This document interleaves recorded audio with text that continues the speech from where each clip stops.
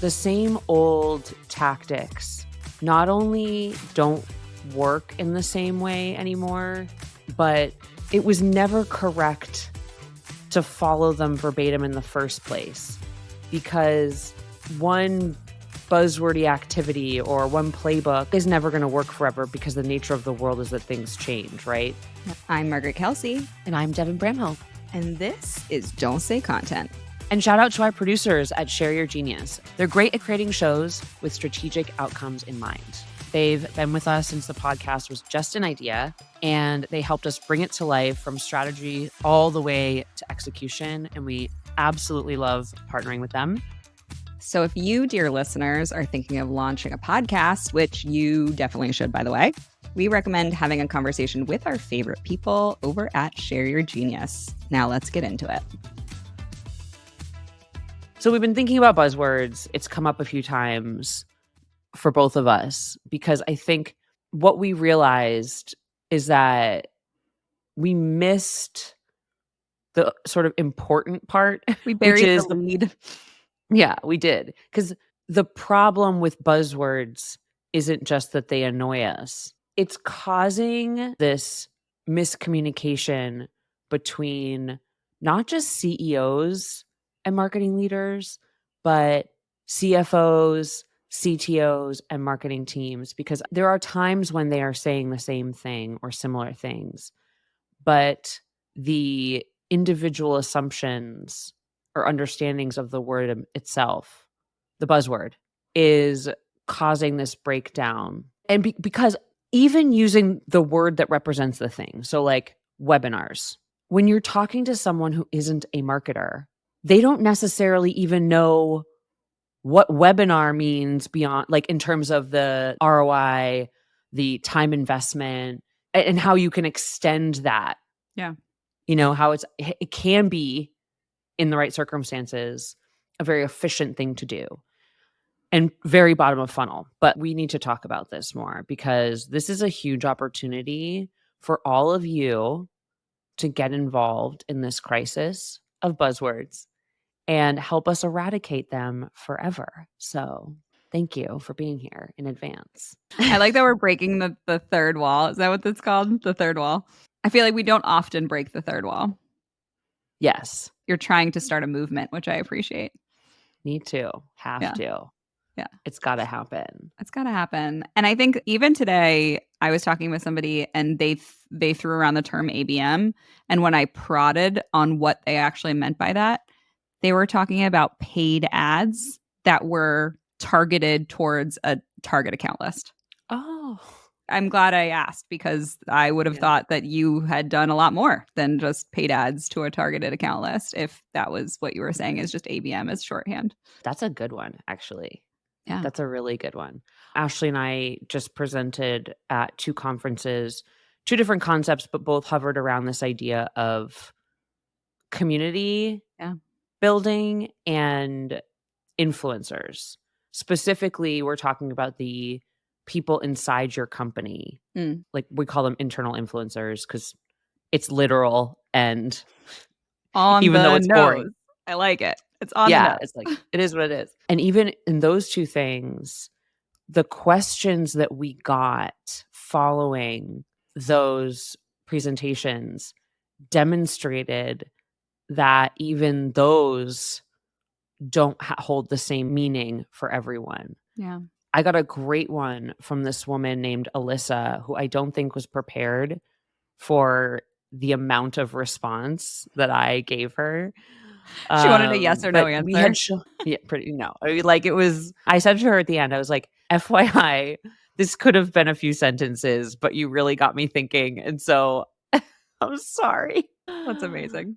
But so we had shown 2 slides. Slide number 1 showed the, I guess, traditional customer journey, where you've got those linear phases, and then you've got those loops on top of it that place activities along that journey. The last activity is labeled community. So then we duplicated that slide and we highlighted the many community activities that already exist in the customer journey, like word of mouth and, social and things like that. For So, the and listeners, so the there was a lot woman, of air quotes around those things. yeah, don't get me started on how social media itself is basically a buzzword now. So, meanwhile, Alyssa writes this question that was so like I loved it because she was basically like, look, you show community as a thing at the end of the journey in your first slide. But in the second slide, you highlight it as one of the community activities, but you've got all these other ones throughout. Yeah. And she's like, I'm just trying to understand, what does that mean? Yeah. Such a good question. It doesn't seem related to buzzwords, but it actually does, because community in the customer journey as it stands today is used as a buzzword, in that it doesn't have any description. It's just a concept Yep. that's put out there. And for some reason, it's put at the end as like a nice to have once you already have your customer journey flow like working, which is false and wrong in every way. When really there's all these activities. And so like using community in the customer journey as a single thing doesn't facilitate the type of thinking that will help you use community as an asset in your marketing mix. It's a concept, and the concept is, how can you leverage your networks in your marketing strategy? Yeah. So, it's networks of the people at your company through the communities they're already engaging in and the relationships they already have, your C-suite, your investors, et cetera. And there's lots of different ways to do that. Yeah. That's the thing. When we're talking about community, we're not talking about a tactic or even a program of community. We're talking about the philosophy of community, which is, can you bring groups together and create a sense of belonging? And then you inherit the credibility of bringing that group together and having that sense of belonging. And that can happen Yep. in lots of different places in your marketing journey. It could happen there could be customer communities, there could be non-customer communities, it could be you infiltrating communities that already exist. But that is like, it's almost more of like a philosophical approach to marketing rather than like a program. Exactly. If you decide to join a community, how you join as a brand and whether or not you should join as a brand or whether you leverage folks at your company is a make or break situation. And then this whole idea of influencers, colloquially, have been considered folks with big followings, and there's a specific way you work with them, but we're like, no, The you rise can of the leverage micro influencers. influencer. Yeah. Yeah.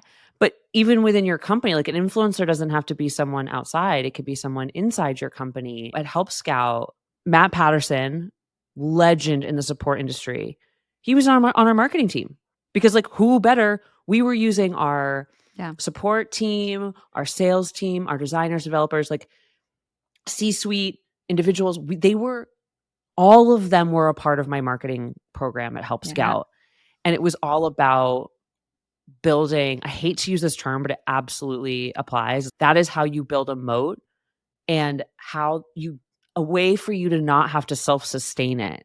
Yeah. Because if you participate in the right ways for that community, they will continue to sing your praises as a brand without you having to do anything, Yeah. once you've established that trust and participation. The thing that comes up to me with those is, number one, like marketing it as connective tissue within a function. And this idea that you can enable everyone in the company to be on your marketing team. I think we did a decent job of that at OpenView, because we knew that we had so many people out there in the founder community, right? Whether it was the folks on the platform team or the investors or whatever it was. And it's like every single one of those people should be empowered to feel like they're part of the marketing team to deliver that message that we need to deliver, right?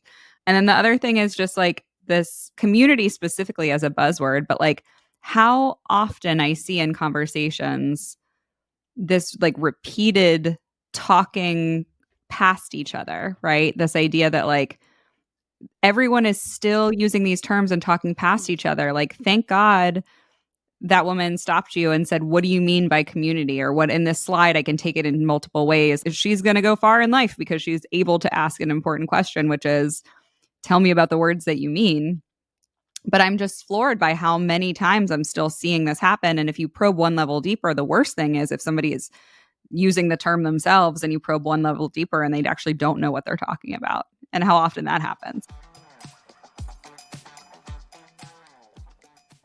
We got into this playbook era.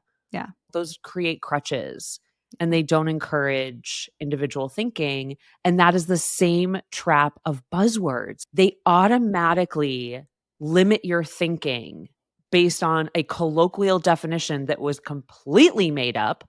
Like the number of people who are actually today arguing about whether or not Chris Walker came up with the term dark social, or whether it's the scientist guy that you find when you Google it, who coined it in 1993. That's not the point. The point is, do you know what dark social means and who cares? And also, we should be having a conversation about the fact that every behavior that marketing affects is not unique, not intrinsically trackable. That's an important conversation to have, alongside of, do we need shorthand for it, right? Like, I think that our over-reliance on needing to shorten things is the issue. Why don't we all just talk about the fact that, hey, remember, human behavior is very hard to track through marketing analytics perfectly. Instead, we just say dark social and somebody thinks like, oh, dark social, I know what that is. And maybe they don't. And maybe they just make it up because they don't want to act like an idiot and ask what somebody actually means by it. And I think like really every conversation I have, the more and more I try to remove marketing jargon from my conversations, the more insightful the conversations are, which is, let's talk about how human beings buy.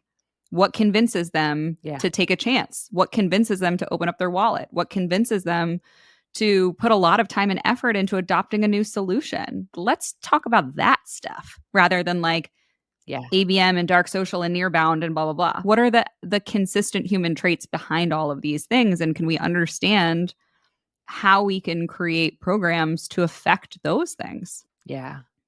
The same old tactics not only don't work in the same way anymore, but it was never correct to follow them verbatim in the first place, because one buzzwordy activity or one playbook, A, is never going to work forever because the nature of the world is that things change, right? Yeah. And then B, they whitewash individual circumstance, therefore they limit thinking to stuff that already has worked, but not anything new.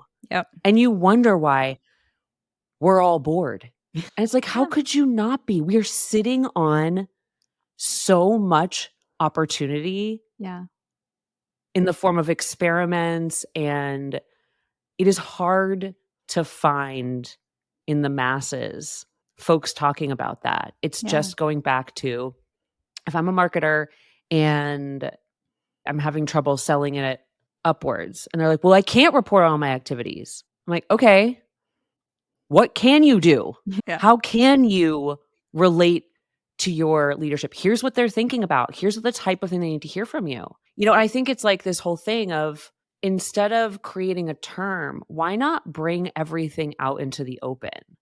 For example, when you present a plan, part of your strategy in getting stakeholders to buy in is you say, here's what I know, and here is what I'm guessing. And here's what's behind my assumption. I want to try this because based on these criteria, I believe this could have this range of impact. Will you let me try this?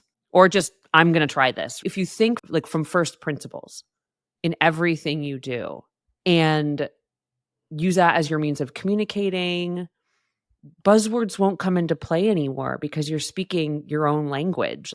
Or you're speaking just talking about truly common language. I think we should be more inspired than ever, because when all of these like buying behaviors and channels and things switch underneath us, the curiosity that I have is what things are remaining as consistent human behaviors of how we buy things and take chances and how we spread recommendations amongst each other and all of those like traditional things that human beings have always done.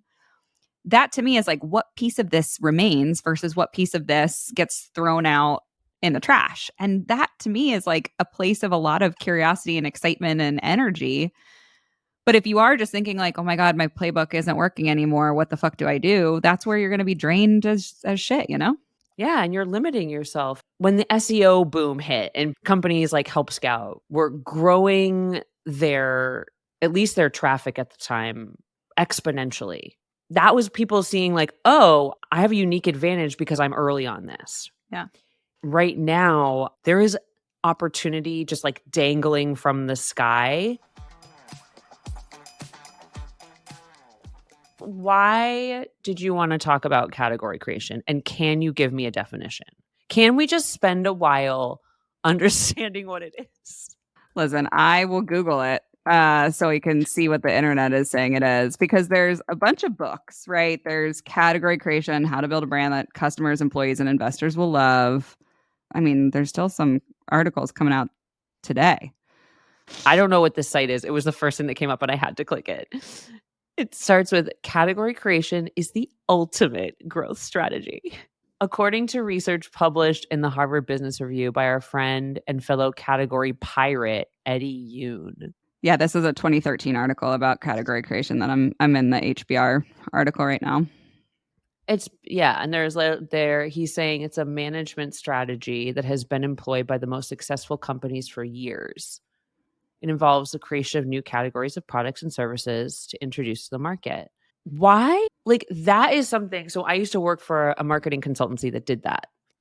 But we actually were like making new Physical things. products. Yeah. Yeah. And so that makes sense to me.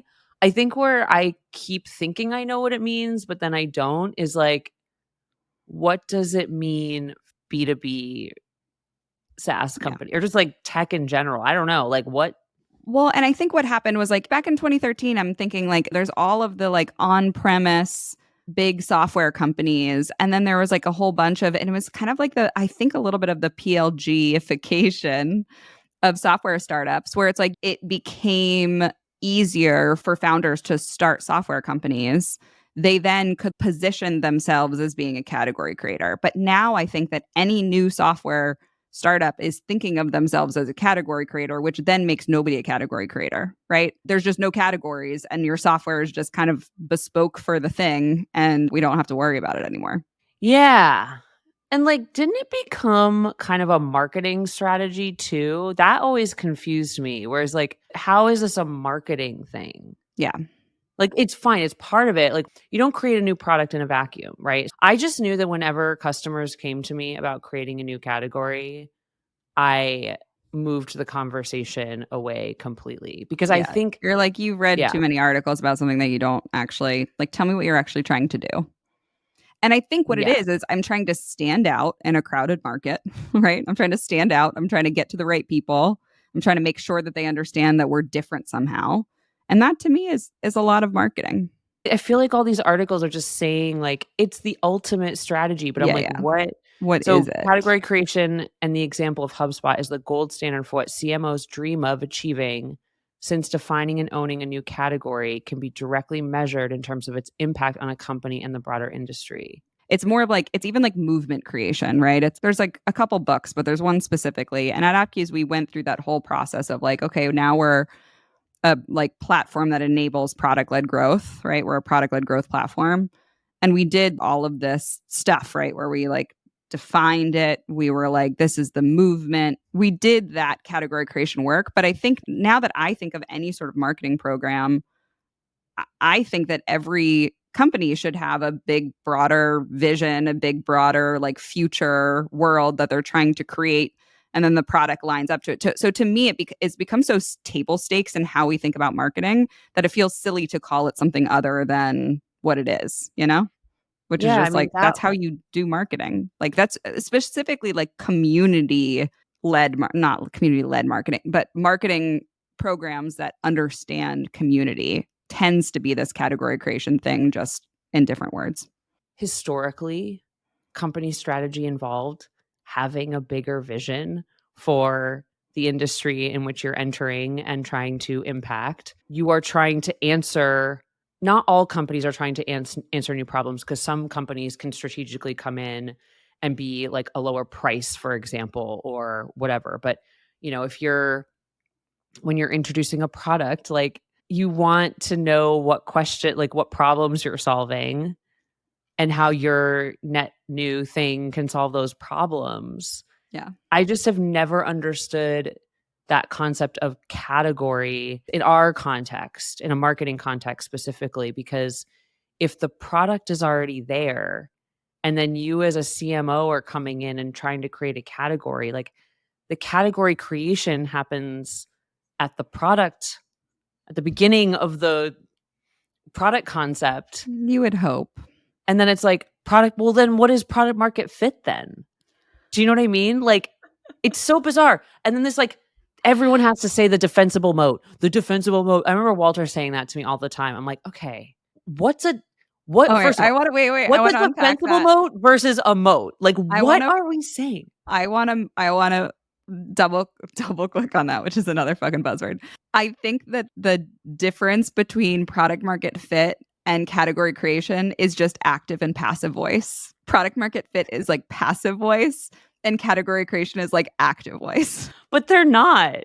But you know what I mean? Like product market fit is like, oh, we have it, we don't have it. And I feel like they were like, people were getting frustrated with the fact of like, we have it or we don't have it. And they're like, you know what? There's something we can do to like make it. And so we're going to create our own category. And then, yeah, that was the only way. It's almost like that small set of terms helped product people, like founders, product people, talk to VCs about Yeah. giving them money. And they all just recycled it and assimilated because that was the way they could talk to each other in ways that they all understood. Or thought When that they it's understood. really, yeah. It's like, again, I would love to just like, someday I want to sit down with like a founder and a VC, maybe in separate rooms. And I want to be like, can you tell me the difference between a moat Yeah. and a defensible moat? And is there an indefensible moat? It's Because I think to have a defensible one, or you a need an moat with a lot indefensible. of bridges over it would be an indefensible moat. Yeah, like what? And also, like, can you explain to me what category creation means to you? And it doesn't matter. The thing is, what we're talking about doesn't matter at all. I just remember feeling like there was this big barrier to entry when I joined the tech world because of all the terminology. Yeah. And then at various stages, the same thing. I was like, am I an idiot? Like, this just doesn't make any sense to me. No, There I've were heard terms that did, but Yeah. there was a whole huge group that didn't and don't.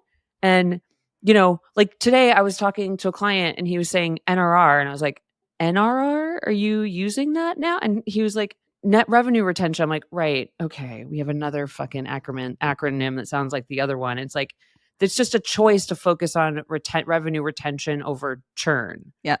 When you start to see the fact that it's all made up and it changes all of the time, you become less precious with these things too, right? You're like, sure, I'll measure my net revenue retention, but we'll see what people care about in 6 months, Like if Might I be was in a logo meeting, retention. It might be, I don't know. yeah. And I think maybe it's easier for us to see because we're talking across companies. And so, you sort of become this language chameleon a little Yeah. bit where you're like, okay, how do you want to talk about it today? And that's fine. Like it Oh, I doesn't. literally keep notes about like the language that clients use internally because I want to be able to like make sure that I'm speaking their language, right? But also having to make sure that I understand and I'm saying the right terms. I think that's like, so when I lived in Bali, you learned Indonesian because that was like, the language of the archipelago, right? You knew that like that was, but Yeah. there were dialects even among different villages, definitely amongst different islands. And there was like 17,000 or something. So I feel like this is our version of that is like, Yeah. which dialect? Which dialect am I running into? Which is why I feel like I can kind of cap myself at 4-ish, 5-ish clients because outside of that, I would not be able to keep straight all the different dialects, And my Yeah. favorite is when they make up their own terms and then I think that's actually easier for me. I would prefer it to be a completely made up bespoke term for that company because then there's no cross pollination in my brain and it can be like a separate thing. Yeah, I like that. One of the custom ones I liked was Lancer, and I was like, "Oh, yeah, those are freelancers." And it was just sort of a Oh, just a that's also cute. yeah, it was short form freelancers. I was like, Yeah. "Oh, okay, I like that." Um, Lancerpreneurs is what we should call them. don't test me, Margaret, okay? It's Tuesday and I'm already tired. You're the worst. Lancerpreneurs. I think I'm going to buy lancerpreneur.com. So I think we agree that this whole category creation thing we don't need to think about because it's not important. Yeah, and I think that I get very nervous these days whenever any founder or CEO comes to me excited with something that they think is going to be the magic bullet, whether it is like paid ads or SEO, which we talked about, or honestly, like category creation. It's like they read a book and they're like, this is going to be the thing that solves it. And I think that those fundamentals that we're talking about, which is like product strategy being the thing that drives the business Yeah. and marketing strategy kind of scaffolding off of that, that to me is the thing that solves everything, right? You have a clear purpose and vision for your product and the people that it serves, and then marketing can do their job. That's ideal. And I think that's like the best case scenario. I do think that you can market a company that doesn't fully have that vision. Oh, I know I've done it. You're right. And so I'm like, but yes, ideally it's that. The problem and the solution aren't any of these buzzwords around like what is it? The real bad thing is trying to make a one-hit wonder solution. That's when you're like, whoa, whoa, whoa, whoa. Because even the same client I was just talking to, they were talking about community building. And we all know that that's something I am really enthusiastic about. I see it as a unique growth opportunity, especially right now. And I said to him, I was like, I don't think this is what you need to be focused on right now. Yeah. Because he had already decided. He's like, I don't think this is a priority. I was like, absolutely not. No, you're right. And it's because of the unique circumstances of where your business is at right now. There are low hanging fruit opportunities within your product and within your marketing. You've already identified the lowest hanging fruit opportunities for you. Yeah. And because you have a small staff, it doesn't make sense to try something like that because it's going to take some experimentation. That to me is the answer is like if it's ever one thing and that thing needs to make a big difference really quickly, I'm scared. I'm Yeah. like, no, no, no, no. I know we keep going back to, or I keep going back to like altitude or like time scale, but like that's leadership, right? To say 6 months, this is the plan. And then I know that I will have a different plan at this point in the future, right? Yeah. And then there's also the challenge of getting board buy-in, right? And you need It has time for that.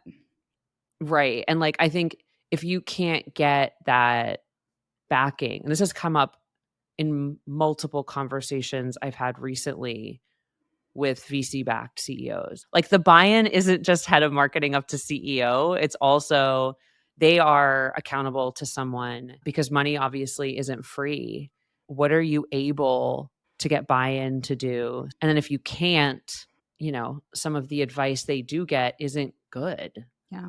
And so then you got a team that knows it. A CEO is trying to like say it's the right thing to do. And you're like, oh, this is a mess. Yeah. Yeah. The thing that brings up when I'm hearing you talk about it is like leadership and persuasion, right? Can you be persuasive enough, right? Are you able to be persuasive enough to get people aligned to your vision? And I see that there's a lack of that skill set in places where I would expect to see it, right? Heads of marketing, founders, that is a critical skill that's missing, which is how do I make sure that I am aligning like what I want to do with the desires, needs, concerns of the people that I need to get on board. Well, there are so many things in there. One, not all people who are good at selling and persuading are good at the thing they're selling and persuading someone to do. Yeah. I just had a friend the other day who got laid off, and he's a growth marketer. Like he is tied directly to revenue. He's good. He shows results and he can prove it across companies. Like Yeah. He's legit. He's focused. He's calm. He's the guy you want. But he doesn't want to go selling himself Sell as a that skill. consultant. Yeah. Yeah, and he just wants to do it. And so I think that's one thing is like I've even seen that on the consulting side.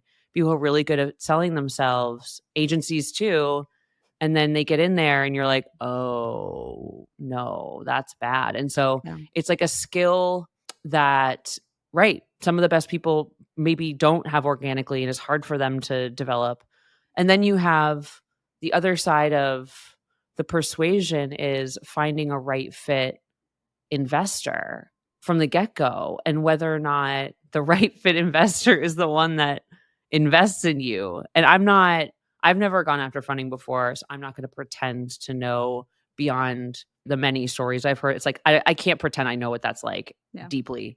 But it's like ideally you just have someone with you who is aligned and then stays aligned right now when things are hairy and give you that extra runway and Yeah. support. There's a little hairiness there because everyone's beholden to someone else. Yeah. And it's Yeah. like going back to like bootstrapped companies. Can we just go back to borrowing money and paying it back? Is that Just a fine? little debt. It's a fantastic strategy. Again, maybe we need to get a CFO on here to help us talk through those, like when you would do either. I know that there's some strategies of when to raise capital versus debt. But yeah, I think this idea of like aligning to a plan feels like when we get into that issue. And I think if you can align to shared values, then the plan can change and then you feel less bad about the plan changing. And I do think that there's some piece of that here with like finding partners or starting to persuade. It's like if you can persuade somebody way easier if they're aligned to the same set of values that you're aligned to than if you're operating from different values. And even you might align somebody from different values on the plan that you have, but they're going to do it in a way that kind of feels weird. Like the execution might be off, right? And so I do think that there's like that step above, like, what is the thing that we're aligning on is like, do we operate from the same set of values? So no matter what happens, are we going to make similar decisions? Yeah, plus vision. I think the vision Yeah. piece is really important, honestly. The values are and it's not like the values that the way I think you're speaking about values is values around the how you run the company. And I don't necessarily mean that in a warm, fuzzy way. Yeah. Like No, I I think don't. there's It's values like for a how you run. shared decision making framework, right? Or like Yeah. these are the things that we prioritize when we're making decisions. These are the things that we think about when we're making decisions.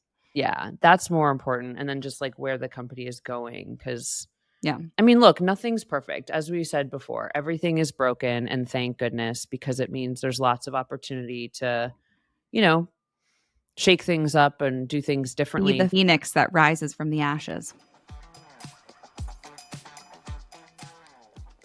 Okay, y'all, that's a wrap. Thank you, as always, for listening. We'll be back next week. And just remember, you're doing great. You're doing great. 30% of you are doing great. The rest, you got to get your shit together. Come on. You know which side you're on this week. You know. You know. See you next week. Bye. Bye. What's the best advice? What is a piece of advice that you have gotten in your career? No, this was supposed to be me asking you, not you asking me what I should be talking about. Oh. My Could be life advice or it could be like work advice, but just like the things that you are operating from your own value, shared decision making framework. Like, how do you make decisions? the first best piece of advice that didn't have anything to do with work and that I use in the work context all the time is when my mom repeated this quote to me as a kid, what you go after eludes you, what you become, you attract. I love that. And I think that was what helped me establish early on, before I was even a boss, like what it meant to me to be a leader and what things I valued. So by the time I became one, even though I wasn't expecting it to happen that soon, I was ready. Like I already had that in, the concept of that in my mind. Because you felt like you Um, had become the leader that you knew that you could then step into the role. no. Okay.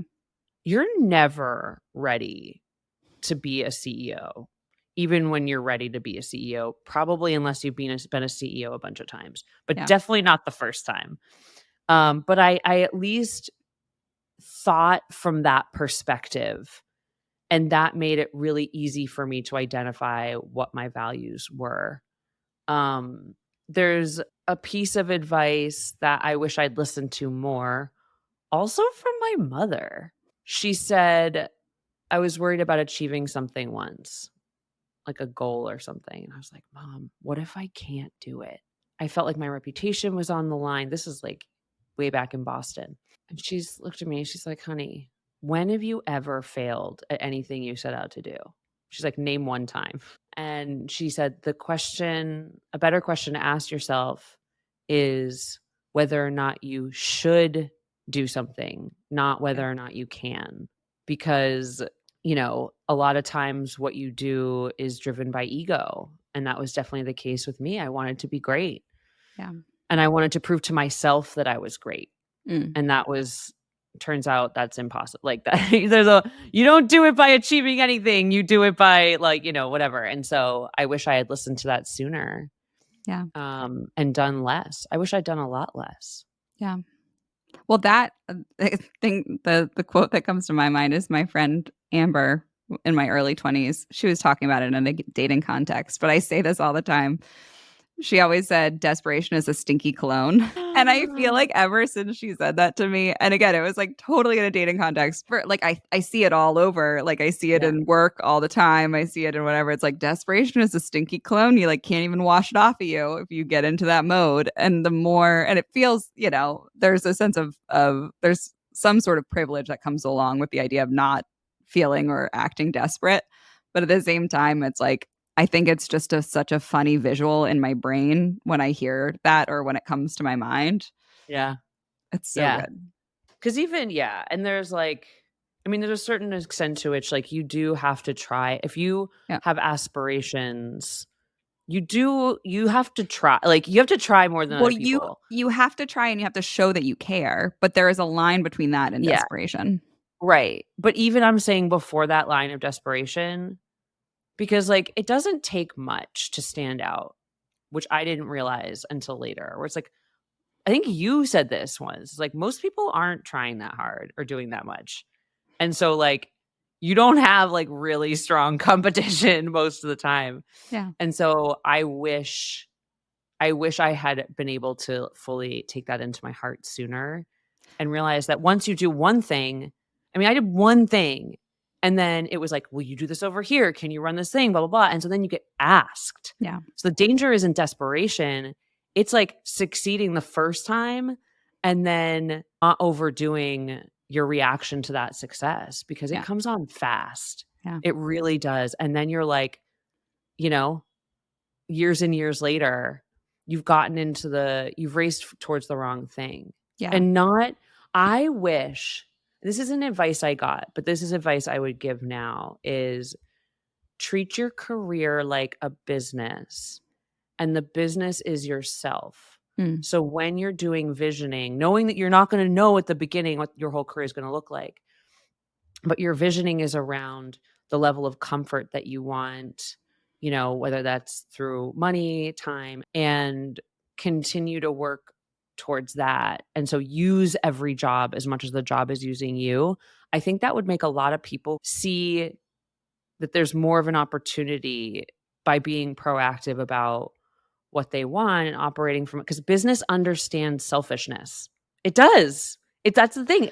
No, Business is inherently it's so selfish. true. And I was having a conversation with my sister over the weekend in a similar vein.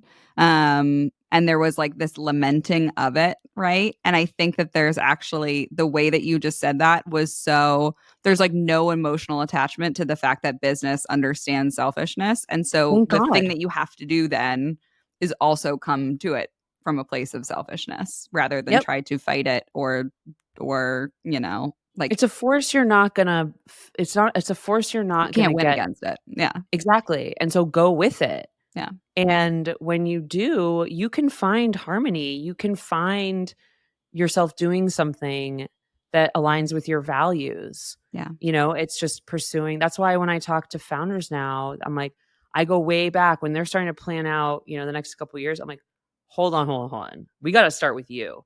Yeah. Because what I said to someone the other day is, you know, their personal goals around wealth, time spent, et cetera, career. And I said, it's going to be tough in your world for probably the next 2 years at least. And so, you need to pace yourself so that you can survive if you're really into doing this for another 2 years. Yeah. And that therefore, starting with you and optimizing for you, that will ensure that you get there. Whereas like for me, like my mistake was I was so focused on impact that even though I knew to look out for myself, I didn't do it well. Mm. I didn't do it well enough because and then what that does is create this unseen, it's like I think it was Cecilia, my coach, who said this. It was like, the team feels whatever the CEO feels, whether you show it or not. And so Yeah. you need to be okay. And I think what I saw was like my sort of desire for impact and the stress I felt from that I couldn't see Yeah. trickled down, and people were, kind of so Yeah. I Oh don't my God. know. I see that all the Hindsight's time. 2020, I guess.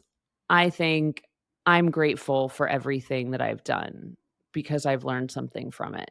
And the nice thing is the farther you get away from it, you're like the thing that used to embarrass you, the thing you used to feel bad about, like that kind of goes away. You're like, it's fine. It wasn't a big deal to begin with. So I love that.